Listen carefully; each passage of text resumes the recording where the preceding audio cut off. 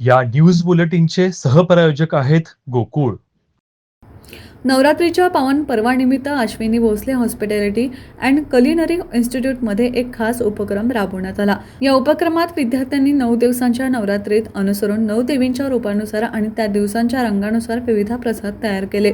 या उपक्रमात पांढरा एकविरा देवी, तांदळाची खीर, लाल मुक्तांबिका देवी, बीटरूट हलवा, निळा पद्मावती देवी, शेवया खीर, पिवळा फिरंगाई देवी, अननसाचा शिरा, हिरवा कमलच्या देवी, दुधी हलवा, राखाडी महाकाली देवी, नाचणी लाडू, केशरी टेमलाई देवी, गोड बुंदी, मोरपंखी हिरवा गजेंद्र लक्ष्मी देवी, मूग लाडू, गुलाबी गजलक्ष्मी देवी, नारळ गुलाब लाडू.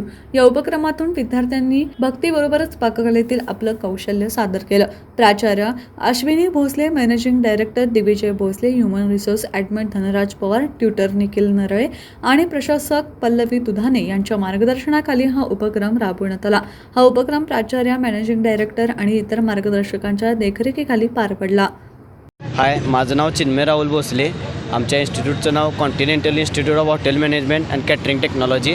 आम्ही नवरात्रीतर्फे 9 दिवस नवदुर्गांना प्रत्येक वेगवेगळे कलरनुसार प्रसाद केलेला होता.